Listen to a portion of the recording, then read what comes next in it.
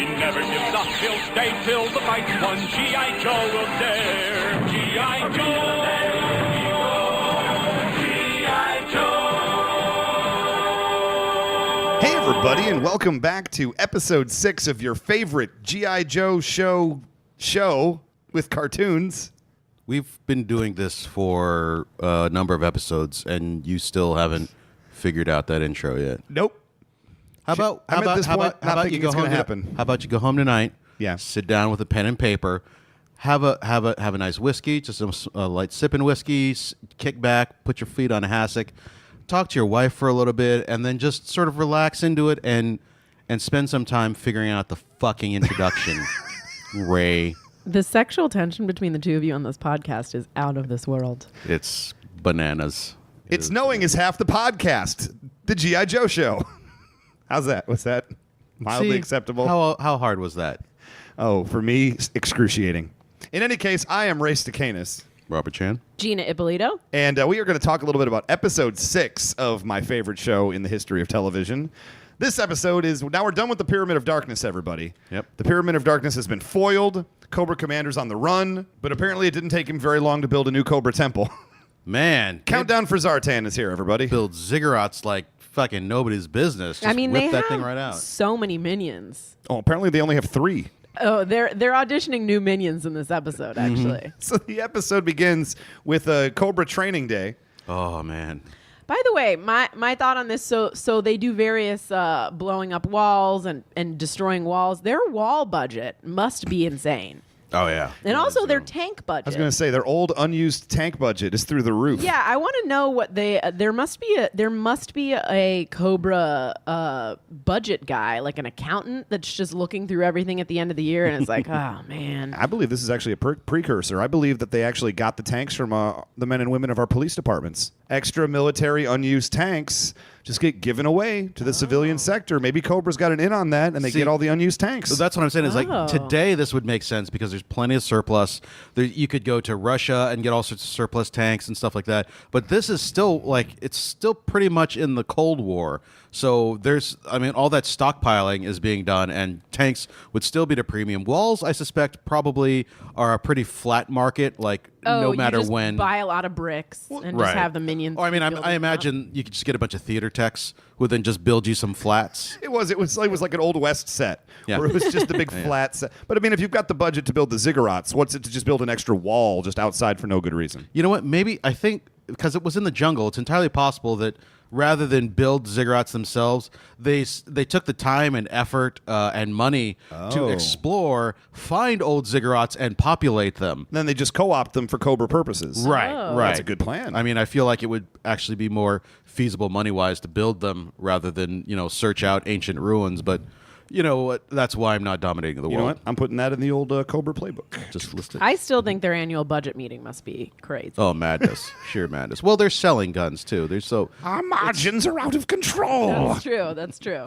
It's like people who get into drug dealing just to pay for their own habit. So you buy a bunch of weapons, you sell them at a markup, and then you keep a few of them, just for yourself or your own purposes. You've thought this through, That makes Chan. sense. Yeah. Oh, yeah, yeah. So I guess here's another question that I have about the training sequence now. Mm-hmm. Why would you ever let the Dreadnoks be the ones to corporately train your crew?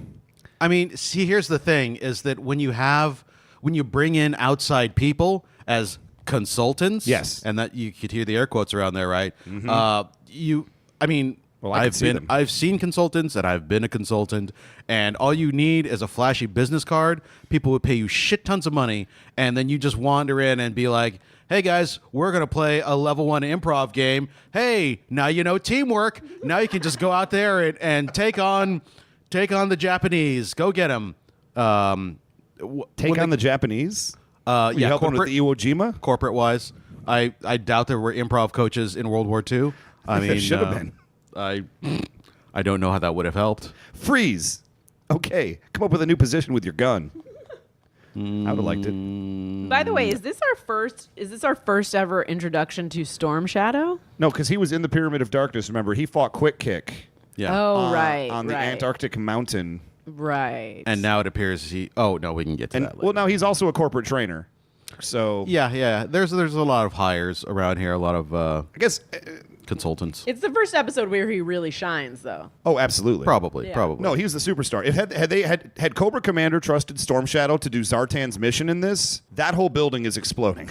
Yeah. Well, except Guaranteed. except that instead of a bomb, he would have just like punched the building. And that's a lot of punches. and dismantled it. Yeah, it took like 4 punches to take out the tank. To take down a building, that's like 600 at least. Well, that's one of my favorite moments of the G.I. Joe episode, which is the Dreadnoks are showing the recruits how to use their weapons. Here's how I use a chainsaw. Here's how I burn a tank and just melt it to the ground. Yeah, what kind of flamethrower was that? Why aren't they using that shit during normal military operations? That's just the practice gear. The real stuff is Nerf or nothing. Before we get to Storm Shadow, yes. Can we please mention Fat Cobra? Fat Cobra. That dude was awesome. Now, here's the question I have. Is that the same actor who played one of the henchmen from Venture Brothers? Right. Probably. Because they reminded me 100% of 21 and 24 or whatever the numbers were. I'm certain the Venture Brothers got it from there. Hammer and Public got it from there. Wait, one of the recruits was fat? How did I miss super this? fat. Oh, dude. Yeah, it was recruit, fat recruit. Fat recruit. I don't know how I missed this. I was focused on the recruit with the kind eyes. And that's why we have you on the show, Gina. See, Gina, we'll notice the fat guys. You notice the kind eyes. There was one who I literally was like, oh, why is he joining this? He's not cut out for this. Well, he had a troubled home. His friend got him into it. He didn't have anywhere to go after school. If you're in Cobra, you absolutely have come from a bad upbringing. A broken home. Your parents beat you, like a lot of drugs. I don't know if that's 100% true because Cobra operates itself like a pyramid scheme. Uh-huh. And white collar crime is most often a And so they get people that maybe don't have a sense of family, just don't have a sense of purpose for their lives, and Or they get them in the process. It's possible that they're like a lot of spoiled rich kids who just didn't know what the hell to do with their lives. Also, I feel like you wouldn't sign up to be an infantryman, especially with that high a mortality That's rate. true. That's if true. you're a rich kid. If you can help it. But so let's get to Storm Shadow. Because Storm Shadow says, do you have the quote queued up? it's the one about Anyone can use a weapon, I but thought a it wa- ninja is a weapon. That was very wise. I instantly liked him. He's super wise. I love Storm Shadow. With our weapons, we dreadnoughts are unbeatable. Anyone can use a weapon, but the ninja is a weapon. Behold! And then he takes a giant crap all over the tank. Behold. But this is, I don't know what kind of ninja, like, where do you learn that? Where do you learn how to just slap a tank a handful of times and then have all the rivets and bolts just shoot out of it at once? Ninja 10 school. seconds later. Is that just ninja school? Yeah, that's ninja training 101. That's American ninjutsu. But the thing- American Ninjutsu Warrior? Frank Dukes with the Oh, D-Mock. yeah, Frank it's Dukes. basically a Yeah. tank version of D-Mock. But here's the Have you thing. never seen Bloodsport? Why are you shrugging your what? shoulders like an asshole? I saw Bloodsport in high school. Oh. I didn't remember Yes, that scene. and you don't remember the scene where they say like the bottom brick and there's a big old stack of bricks. He's like, "Whoa, wah," and he punches the thing of bricks and the bottom brick explodes. Yeah. Okay, never mind. I do remember Guys, that. Yeah, you do. it's Okay. on Netflix. I literally just watched it again 2 months ago. Nice. Well, does it still hold up? I as think much it as- does. Bolo Young. I think is, his outfits don't hold up, but everything else Granted. does. That hairstyle. Including the scene where he fights some sexist men. Oh. Yeah. But and listen. the scene that's the Mentos commercial. Have you seen that? The one where he's running away from Forrest motherfucking Whitaker. Yeah, he is and in that some movie. White dude. He's running away from them, and he like jumps onto some boats and gets away. And then stuff gives like them that. a thumbs up. Someone put the Mentos commercial over that because it's straight up comedy, and they're like falling down on themselves and slipping into the river. Like, oh gosh darn it! Oh man, I gotta watch that. fantastic. I haven't seen it. Mentos Bloodsport. So let's put that in the show notes, Chan. All right, Mentos Bloodsport. Mark Mentos it. Bloodsport. But here's the thing. This is what I'll say. If you have Storm Shadow, why would you ever let anyone else train the recruits? Right. Because if all you need are about 10 of him, and your empire becomes unstoppable. I have a feeling Storm Shadow could train them how to use those weapons much better than the Dreadnoks could, even if he's never seen them before. All right. I mean, obviously, there's some suspension of disbelief, but I gotta feel like hitting a tank 4 times to make it explode is going to take you longer to train than you feasibly have time for in this scenario. I'm talking on the order of decades. And remember, all Storm Shadow asked Fat Recruit to do is stand on one leg and he couldn't do it. Listen, Yeah, it's impossible. It's impossible. Slam. Listen, how long does it take to train? How long does the training take in Kill Bill? Because I feel like it would be comparable. Depends if Storm Shadow was training. I would think not very long at all. I'm going to say it's going to take him 5 years to get them to a point where most other fighters won't be able to take them on. In which case, right. if he starts training, like it's just a constant output because you're assuming he joined Cobra 5 years ago, instantly started training them. But and also the problem is the average Cobra recruit is completely useless in all forms of combat. It's like Wimp Lo from Kung Pao Enter the Fist. A child could beat them. So you're saying just give them basic ninja training 2 weeks. Yeah, Just give them anything. Like any pedestrian on the street with a stick can probably take out half of these Cobra recruits. Look at how easily they get pushed over at the end of the episode. Jumping ahead a little bit, but they actually try to like use the training, and each one of them just gets their asses handed to them handily with no effort whatsoever. But then the Dreadnoks turn around, they try to fight, they get their asses handed to them. So maybe they're trained as well as the Dreadnoks are. For a moment, I thought that they had actually explained the whole laser thing because they're like, use tracer rounds. I was like, oh, that makes sense that they would all have tracer rounds. But like, no, that's a special kind of round that looks exactly like the normal rounds. And Oh, but it makes a still different did sound. nothing. Oh, does it? It goes I didn't even know. as opposed to pew, pew, pew. Gotcha. So it all makes sense now, Chan. Yeah. Criminy. So we have the big plan of the episode. Zartan is going to infiltrate The Worldwide Defense Center. That is correct. And Wait, you just skipped over the fact that Yes. Zartan and the commander totally mean girls. Oh, yes, they do. Excuse me. You are correct. They totally mean girls Destro. They do the phone call game that they do in Mean Girls, and make him think he's talking to the commander, and he starts trash talking Zartan. Zartan says to Destro, he says, you know what? I'd value the Dreadnoks' loyalty a lot more than I value yours. Destro is the most loyal man in this entire organization. And Zartan, you're right, just straight out, just like to his face, craps all over him. I mean, to be fair, Destro's out for number one, just like everybody else in Sure. Cobra, except possibly Storm Shadow, because he's an honorable dude. He's got honor. We learned that later. Yeah, Right. But also, that's not setting up a good work environment because now he's just going to be uncomfortable. Anytime he thinks he's talking to the commander, he could be like, I don't know who this really is under here. Are you saying that they need to report Zartan to Cobra HR? Yeah. Is there a Cobra HR? Is there a Cobra has to HR be. Twitter? I'm sure there is. If there's not, I'm going to do it. We need to make that immediately. Get it. Get it. Okay, now you can move on to the plan. Now No, that so- we've discussed Mean Girls. The Worldwide Defense Center's whole plan is to end terrorism. So, of course, this is not good for Cobra. Hey guys, remember when terrorism was kind of a little bit of a joke? And every once in a while, someone would steal a plane and fly it to Cuba, and that was pretty much the extent of it. Boy, those were the days, huh? Oh, the good old days. So, what is the Worldwide Defense Center's entire plan, though, is apparently just to create a database of information about terrorism, which, Yep. you know, God willing, the internet happened. I mean, it seems honestly, like when I was watching it, I was like, oh, that actually seems like a smart plan because then they can look for patterns and figure out that Cobra is a thing. Too bad we still haven't figured that out, how to bring together all of the databases from the various From countries. all of the countries. Yeah, and I guess this is the other thing is the only thing stopping them from this huge plan, which would wreck Cobra, is the fact that one French dude hasn't showed up yet. How much information does France have that everything else is stopped in their tracks until we get Dr. Metier on board? Apparently, France is facing a lot of terrorism. Yeah. But side note, why? Like this is a newbie question, but why does Zartan's chest glow? Okay, it happens when he gets angry. Is he part robot? He's Because part lizard. because they made toys and somebody figured out, oh shit, we can make this toy blue.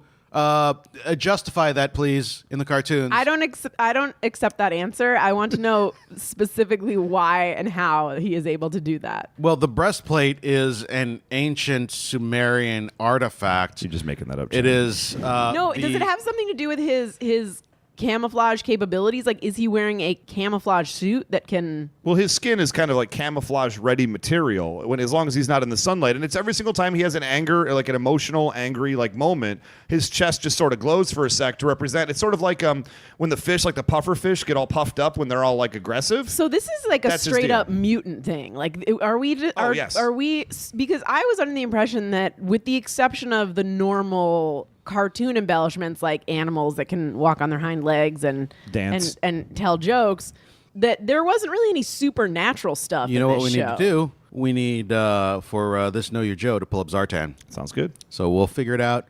Listen to the Know Your Joe episode, and we'll explain We're gonna all have of the this, answers to all because of them. I don't know. I honestly don't know. I want to figure it out. I feel like I knew at one point, and I've got no idea now. I think Oh, he yeah. is some sort of a mutant. It's a mutant thing because he's not a normal human being. Right. They probably didn't call it mutants back then. It was probably, but I don't recall them saying anything about genetic experimentation. I think he just grew up in the bayou, and that's how things happen there. But I mean, can we agree that this is the first character that has any sort of supernatural powers? I believe it's I the believe only every one. character has supernatural powers. No, not in your own we're doing mind. the superhero explicitly. thing. We have that entire segment again on the Know Your Joe minisode. Probably wanna listen to those about the superpowers. So But he's the one that straight out does stuff that is not human. I don't believe he's going to be the last one, though, for the record. Fair enough. So they kidnap Dr. Metier, which apparently is just like he gets his car pulled around, and then he blames the doorman for himself running late. Like, what's up with that guy? Yeah, Kind of a hurry D, up. that Dr. Metier. But you know what? He drives himself, which is not something you see a lot with foreign, international diplomats. Dignitaries Yeah, and good for ambassadors. him. Good for him. But then, Of course, he's a terrible driver. he's a terrible driver who drives straight into a dead end, Yeah. into a brick wall. He sees a wall, and rather than hit the brakes, it's, throw my arms up and hope something good happens. He's used to exclusively riding on funhouse cars. So they end up kidnapping him, and Zartan takes his place. He's the original identity thief. That's Back correct. before that was even Not a thing. Melissa McCarthy. No, I was thinking of identity theft like online. Oh. Yeah. Did we skip over the fact that there's an eagle in this episode? We're about there. We're almost there. Yeah, it's coming. The biggest question I have is Zartan shows up. He's this master of disguise, right? Mm-hmm. And then he shows up as Dr. Metier. And then the second anyone talks to him at all, he just starts flipping the fuck Yeah, out. he's the worst. He's so bad at spying. He is the worst. All he has to do is yes and. Instead, he just starts sweating profusely and running out of the room. I also First wanted to know opportunity. how did this is another logistical question. How does he pass that hand scan? I mean, yeah, we assume physically he is 100% the dude. Yeah. He's able to take on everything. That's part of his skin and why it glows. But he has and to wear a whatnot. mask, so wouldn't he have to wear a glove? Guys, can we write the writers and ask them these things? You know what? Somehow, just makes sense. He's just decided he's Dr. Metier and now has Dr. Metier's hands. I feel don't know why like that's so hard to understand, Gina. if we got a hold of any of these writers, their answer to any of these questions would be, we were high on cocaine and gave zero shits. I'm telling you, they're constantly stoned and late for the buffet. Yep. We were told the eagle attacks somebody, Zartan goes blue, whatever else the fuck you do, I do not care. Somebody said justify this dumbass toy idea, and we did. And you know what? No kid gave a crap. No kid ever questioned it. But this is now we're up to my favorite part, which is the eagle, because my favorite parts are always the animals. Freedom, the bald eagle. How on the nose is that? Yeah. Is it possible they to get didn't any even worse? try. They didn't even try. No. Or did they try? And they just came up with the perfect one on the first attempt. I like that you can always tell the good guys because they always have animals that can communicate and fight. You don't want bad guy animals. They're too cute. I I know. feel like there's a cobra eventually that gets a pet. No. I feel like I don't like this at all. I feel like because all kids love pets, so obviously Yeah. G.I. Joe is rife with them, and they communicate with them like familiars, which Yeah. I used to have to go to Dungeons and Dragons to get, Yep. and now here it is, with guns and lasers, and of course, little 9-year-old me's on board, but then eventually I think there was a cobra, and I'm surprised I don't remember him because We'll get there, I I'm was sure. a cobra dude. And yet to have a dog over there or an animal, I was like, fuck yeah, that's all that. This just leads me back to my initial point in the entire episode is Zartan flees the room as soon as somebody's just like, hey man, I thought you'd never wear a digital watch. Well, I'm wearing one now, bye.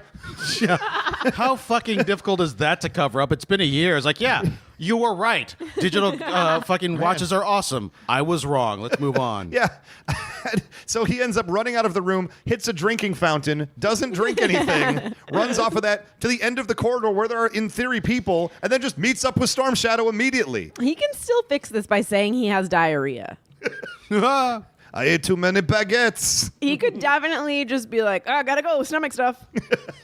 Stomach stuff. Stomach stuff.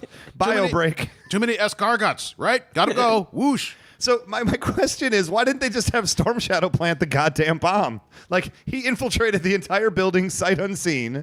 Oh, that is a good question. He had the bomb the whole time. What, Zartan's the only one that knows how to flip the dial to turn it on? It is Zartan's bomb because he said specifically, my bombs never fail near the end. So that's like his deal. And he's not wrong. No. His bombs never fail. But that's a good point. Why is Storm Shadow even there? So To get to fight with to honor. fight Spirit, of course. So Spirit and Freedom now go out for the big attack, and Spirit and Storm Shadow fighting down. Storm Shadow's kind of owning him a little bit, and then Freedom goes off to like find the Joes, and it's just a bizarre thing happens there in the main room of the Worldwide Defense Center. Is the bird starts flying around the top of the dome, and then the woman who is totally not Lady J, doing a different character. Yeah.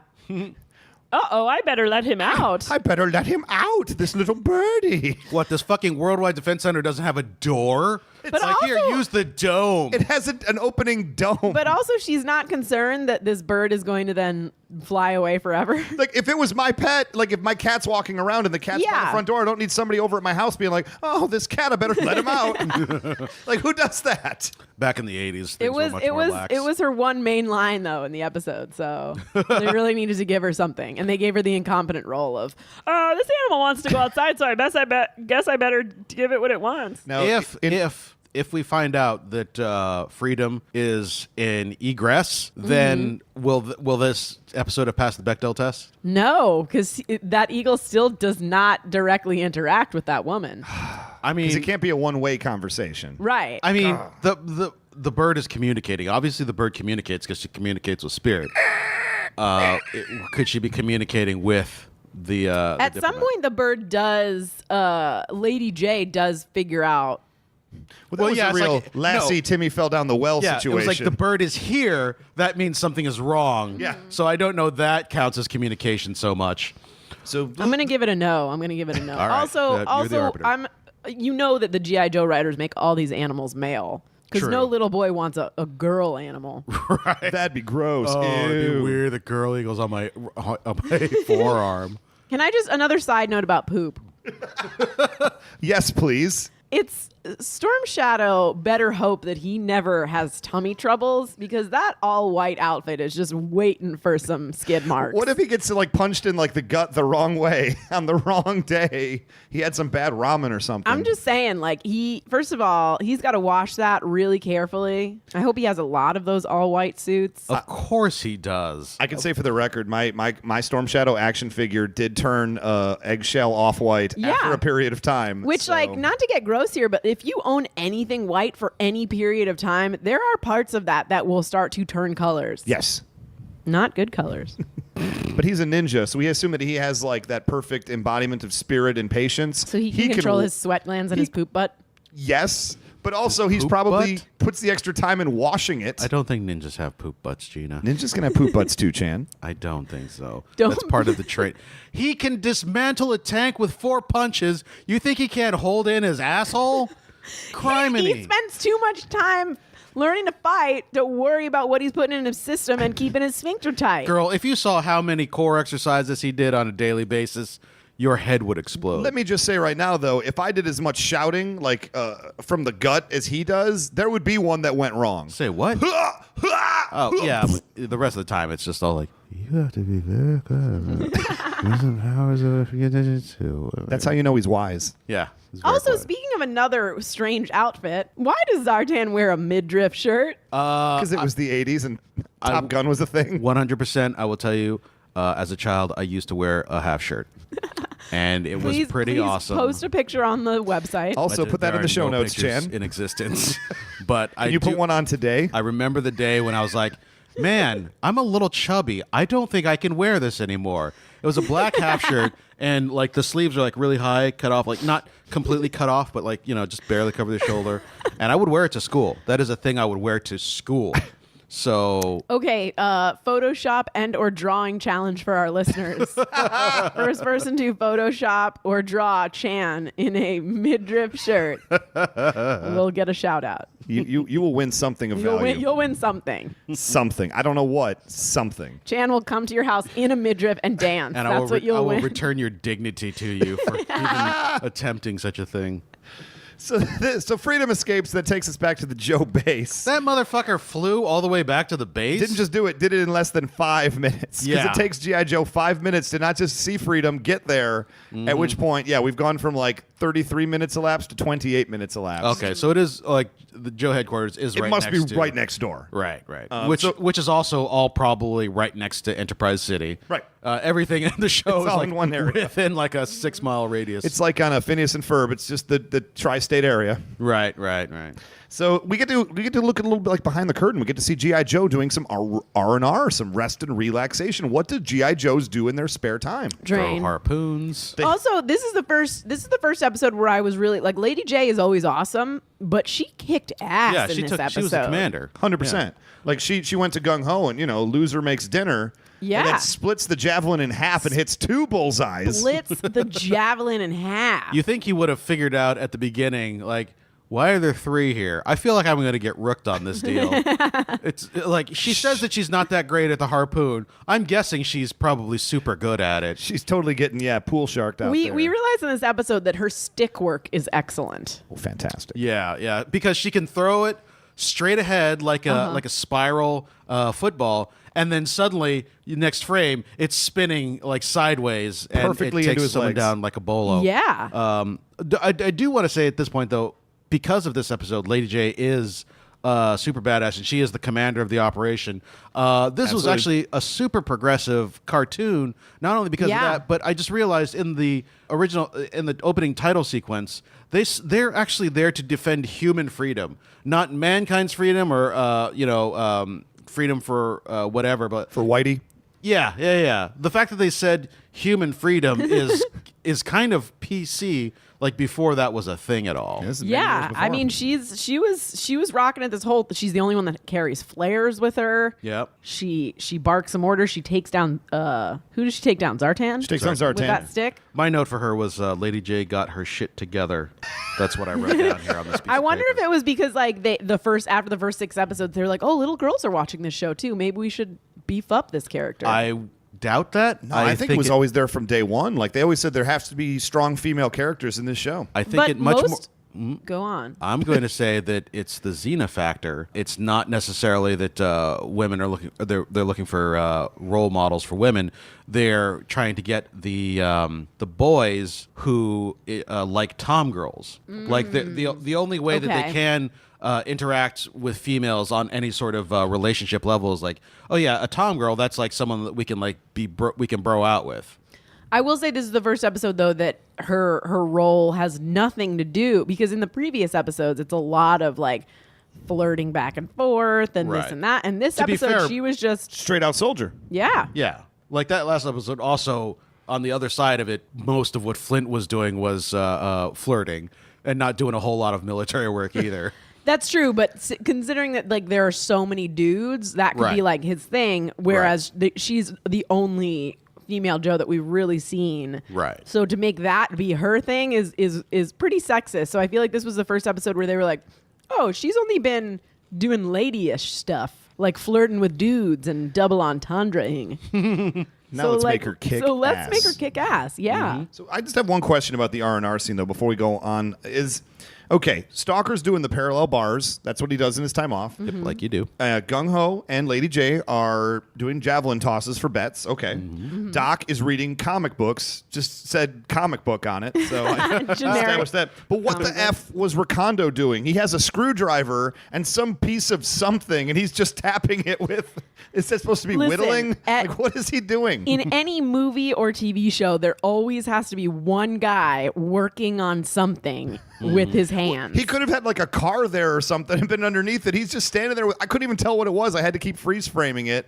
And it's just something. It maybe is the barrel of a gun, but he's just got a screwdriver and he's just tapping into it. I'm thinking You're he's just not a guy that works with his hands. I'm not. Man. I'm not a man's man. You don't know I don't how know what it to say. works. You just pull a chunk out of a helicopter and just start fiddling with it. Just start turning I thought screws. maybe he was like carving his name into it so he could put it back as like an elaborate troll. Oh, maybe. Maybe. So anyway, the team gets here's some freedom, and then they travel back to the Worldwide Defense Center, where they basically are like, we got to figure out which person in this room might be the traitor. Right. At which point Zartan, once again, not even trying to blend in, Right. Nope. hiding in the corner. He could have been like, oh my God, a traitor. Who could it be? Who could it be? But instead, he takes the most conspicuous way. He puts his back to them, tries to hide behind a panel. Sweats profusely. Sweats profusely. Lady Jade's just like, I think it's that guy. Also, doesn't the eagle fly above his head in Yes. circles or something? Yeah. And so Zartan immediately gives up the pooch and tears his entire suit away, ladies and gentlemen. Yeah. One piece. And he's wearing his normal clothes underneath it. Like- Right. do. He must be very hot all the time. I just thought to myself, Maybe like, that's why he was sweating. He just Oh, like, look, yeah. I've got 2 layers of clothing on. I apologize. That's why I'm stuttering and just hiding in a corner. I'm just trying to find the AC, where the air comes out, so it's cool. But then the follow-up question would naturally be, why are you wearing 2 layers of clothing? oh, I'm Zartan. Rip, gotta go. No. Also, you'd be like, this rubber face mask I'm wearing is very hot. Wait, come again? I just think, like, if the terrorism thing doesn't work out, Zartan has a place at Thunder from Down Under, right? Oh yeah. Just walks out on stage, look at me, I'm a Frenchman. I'm a Zartan. Unfortunately, that glowing breastplate is not doing him any favors. Yeah, that's true. Well, But theoretically, if he can change his appearance, he could give himself 6-pack abs. Sure. I think we can safely say that all the dudes on the show have 6-pack abs if their shirts were to be revealed. Except the one fat trainee. the Fat Cobra guy Except definitely Fat does Cobra. not at all. Poor Fat Cobra. So Zartan immediately gives out the entire plan. I have a bomb. This is a watch with a countdown on it. Just it's like the stiff breeze just like blows him over. It's all they have to do is kind of be like, hey. He's like, okay. I know I'm a brilliant terrorist, master of disguise. Here's everything immediately. I mean, I get that you have to explain things to kids, but they just really dug that one in deep. Also, there's still a lot of confusing things in here for kids. If like the excuse is, oh, we need to really spell it out. There are so many twists and turns in these episodes and things that don't make sense that they're not Gina, doing a great all job. of it makes sense. How dare you? What don't you understand, Gina? What do we need to explain for Listen, you? can I tell you my number one question that I wrote about this episode? Please do. Why is a ninja with honor working with Cobra? Oh. Number one question never answered. Lawful evil. Well, he is lawful evil or aberrant in the Palladium system. Ah, yeah. Yes. I mean, it just, to me, a guy that has enough honor to not let someone be laughing gassed to death would also have a problem with what Cobra is doing in general. But he will steal. Storm Shadow steals. He will fight. He will harass people and whatnot. He's got a lot of anger. But he's got a code of honor about it. I mean, he is part of the Arashikage clan. If I can get a little deeper down the rabbit hole. But I feel like he should be his own entity then. He should be he should be sort of like the devil's advocate of the Cobra versus G.I. Joe feud. Well, I also think he sees himself as sort of like the spiritual leader of Cobra, and maybe it's his job to stop them from like going too far at some point. Because, I mean, well, here's the deal. The Spirit gets captured, and he's in a cell with Dr. Metier. And once again, inexplicably, same thing happened in the Pyramid of Darkness. They put the Dreadnoks in charge of people, and it never goes well. Nope. Never, ever goes well. So they're like, we have to just watch these prisoners and make sure they don't escape. You know what we should do? Make their cell airtight and blow laughing gas at them. I feel like, is that messing up? Is that messing up, or is that really doing what a normal Cobra would do? I mean, it's definitely doing what a normal Cobra would do. It's just... You have 3 recruits right there who I guarantee would do a better job of not messing it up than the Dreadnoks. To be fair, the design of the prison is completely flawed. You don't have the off switch like directly across from the door, no matter how well you think you've searched them. Also, you could just take the headband. Also, There's why no does reason this to leave him with his headband. why does this government building have an airtight cell with laughing gas? Oh no, This is a Cobra temple. base. Oh, right, So right. the ziggurat. Yeah. Oh, right, What is right, the right, practical use of an airtight cell that gives... That's what I wrote right here. What would be the practical... There was thought, there was science that went into design for this cell. At what Yes. point are you going to Yes. sit back and say, gosh, if only we had a situation where we had laughing gassed on these prisoners. I think it's for torture purposes. No. The brig doubles as the rec room. Oh! So there's a comedy club in there. Do you know what laughing...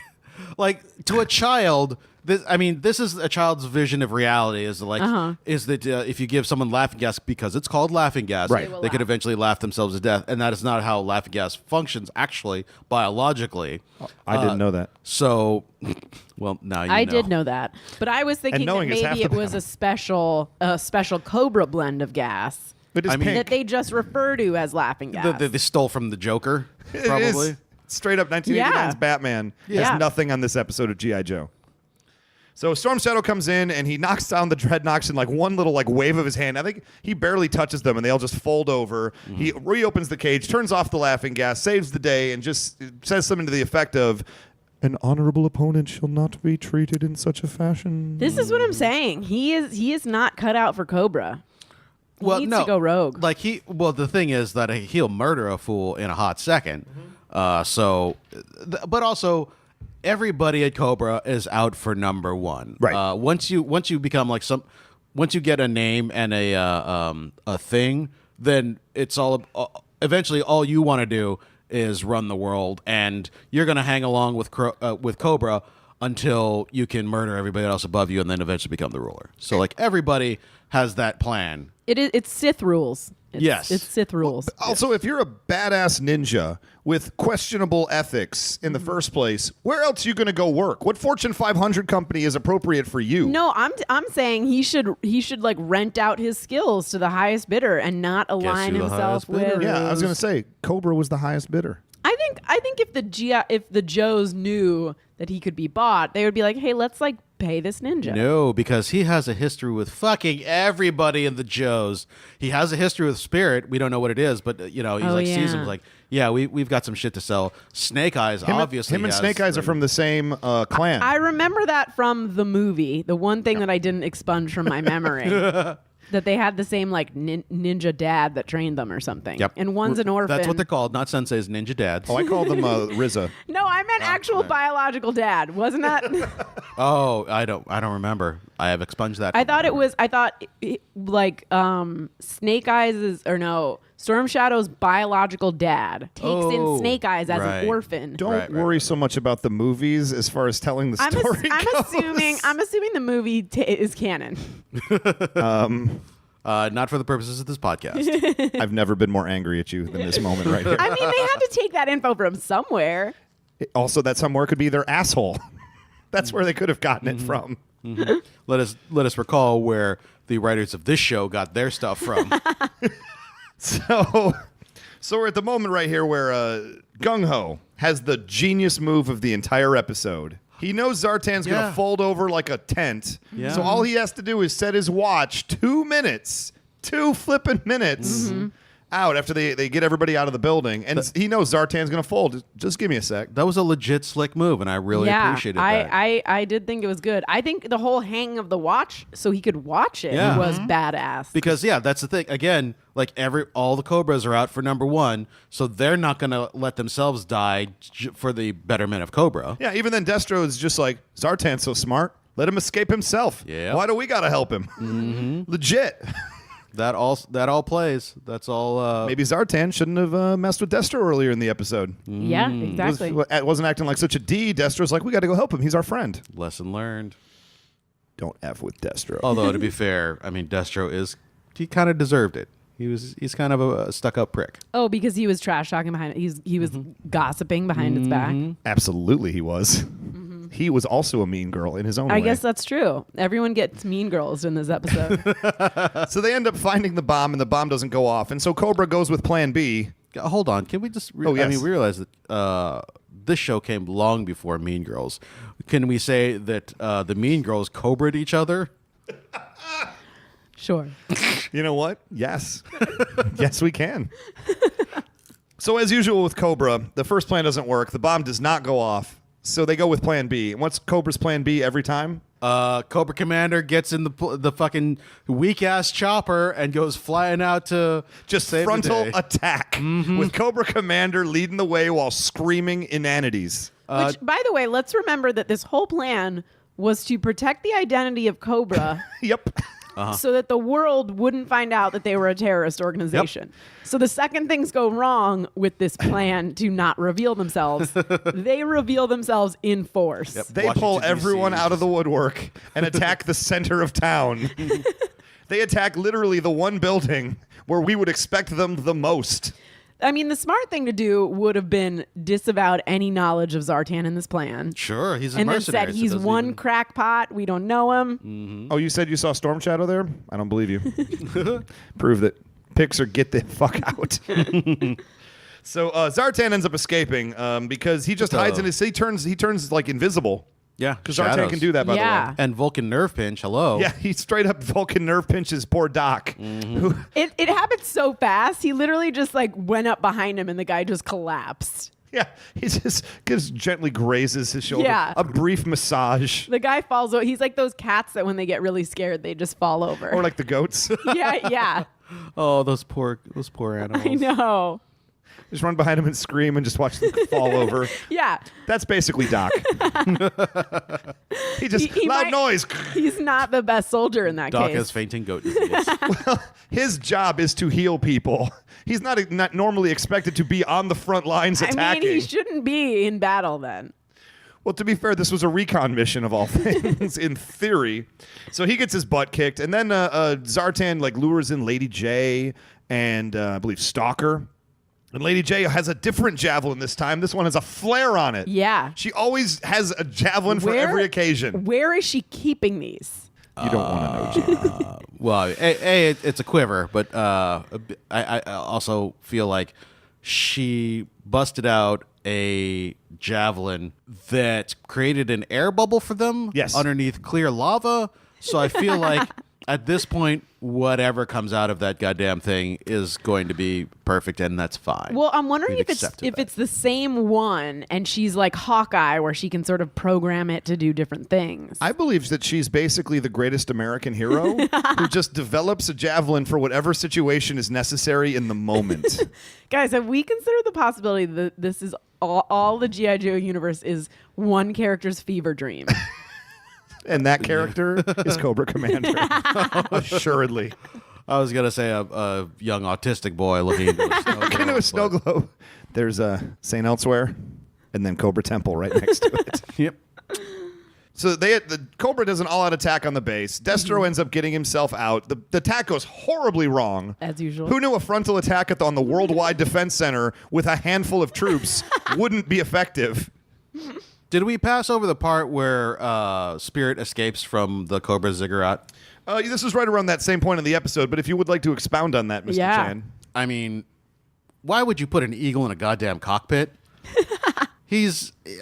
Clearly he's already proven his flying worth, and eagles are very large animals. Fitting in the cockpit anyway is a weird thing. Also, the ziggurat exploded when the camouflage net fell on it. That is correct. It's camouflage net, which is basically some ropes and some leaves, And- blows up a stone fucking temple. And 200 sticks of dynamite. First of all, Oh, that eagle was probably tired. Uh-huh. And he needed to rest his giant wings.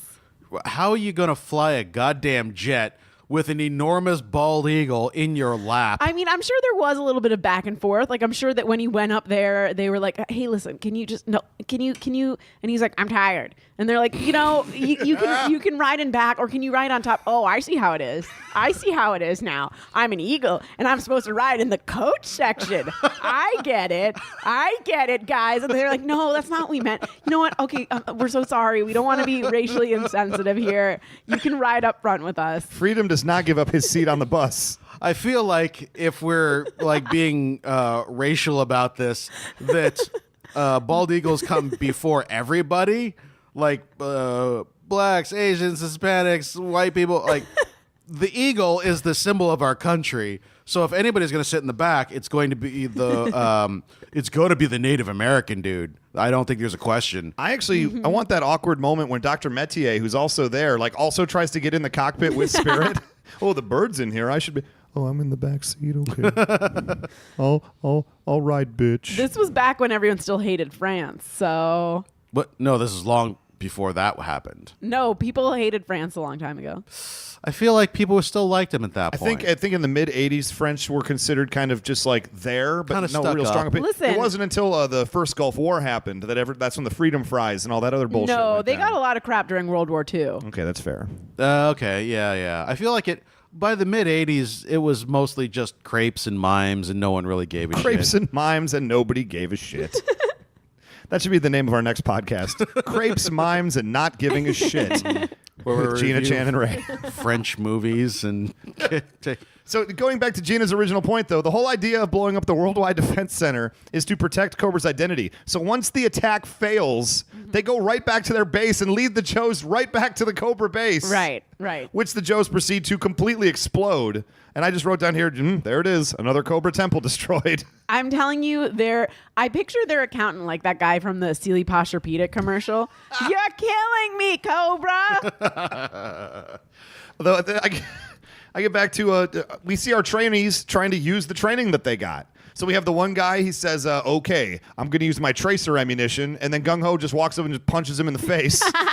And then the other guy's like, okay, remember your training. Burn the foundation. And then Stalker just like leaps over the flame and kicks him right in the nose. And he folds immediately. And then the fat guy, the poor stupid fat guy, puts in the thing, sets the timer, throws the plastic explosive at Doc, who throws it back to him, and he just passes out. he just faints. He just faints like a bitch. Oh, fat Cobra. I mean, they were not combat ready, I think is what we learned here. Then why were they there?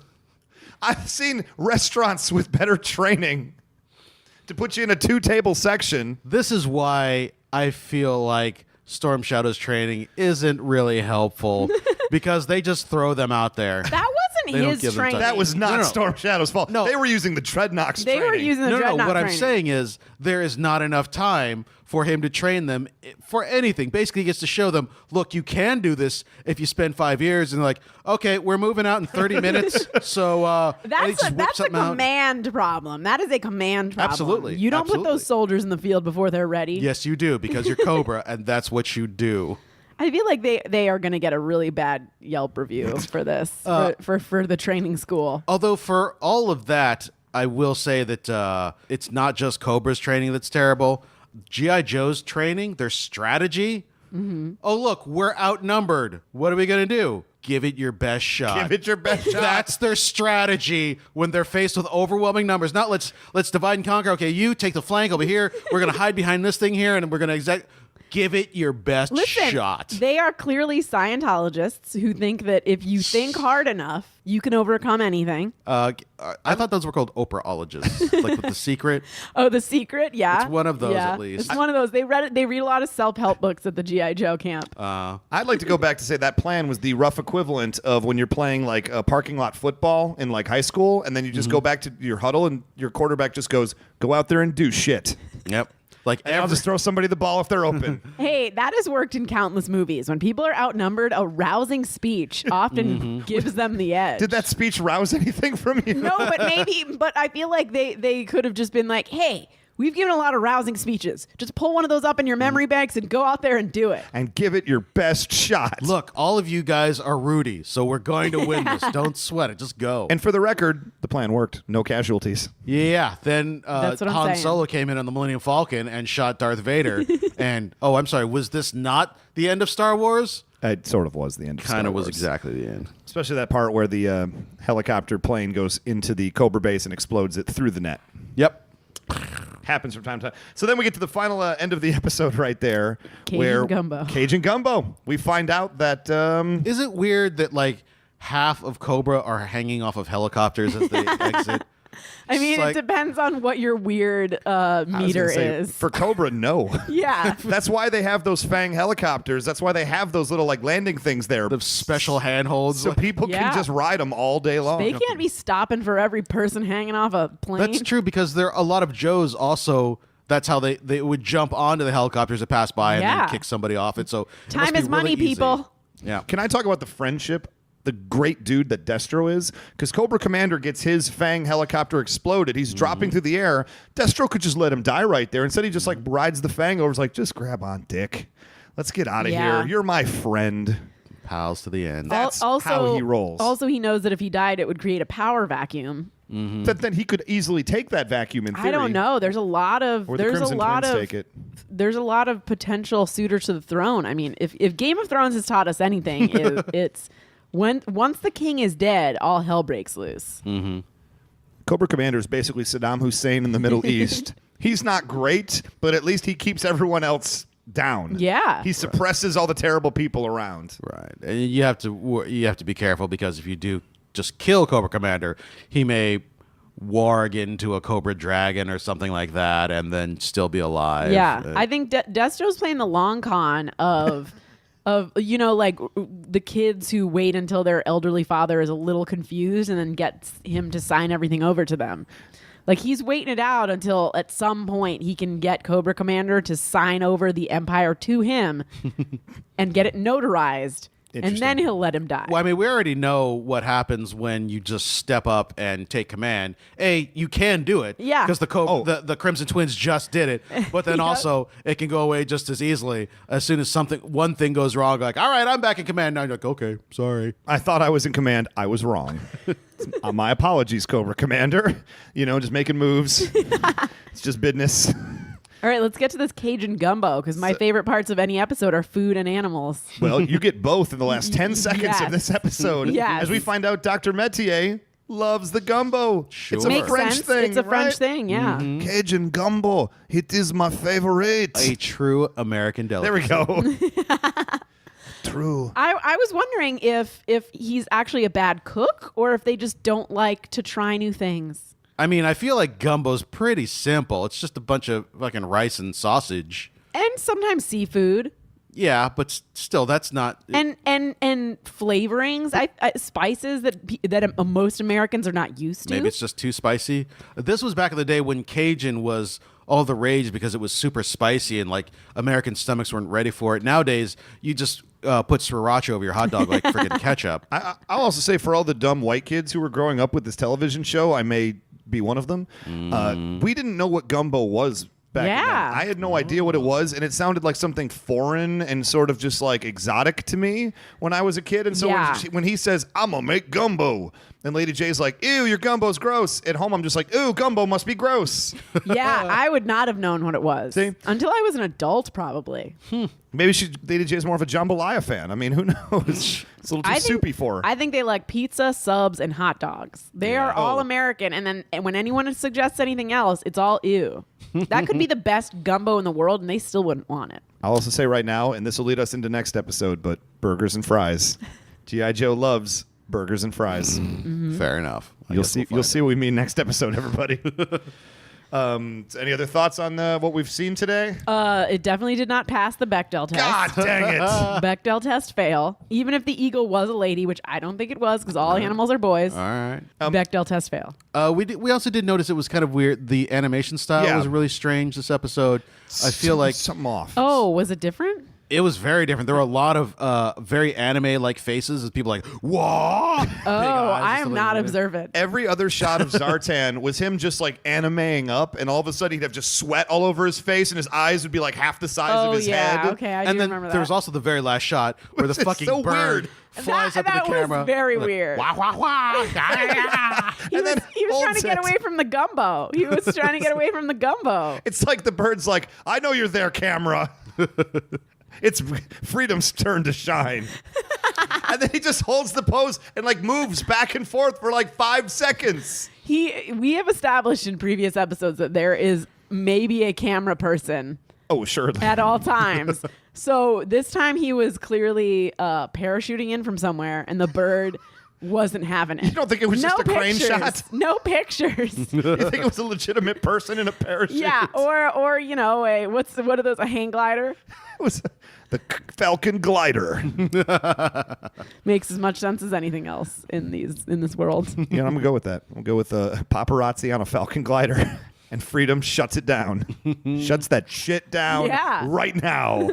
But yeah, the animation is just really. If you go back and like a lot of the freeze frames, especially like mostly involving Zartan that I remember, there's one part where Lady J trips him with her spear. Yeah. He falls, and there's like one frame where he's like his eyes are up, and his eyes are like, "Bwah." It's just so bizarre. They were trying a different thing. We'll see if they stick with it. I think probably they just there was one episode where they were like behind schedule or something like that. And like, let's just send it to this, Send it to you know, Korea. this animation facility or whatever, and then just whatever they got back, like fine, whatever, just put it up. We're fine. Let's just go. And this is like episode 1 of the. I mean, if we count Pyramid of Darkness as first 5, this is the first standalone episode that they've put out of the That's series. true.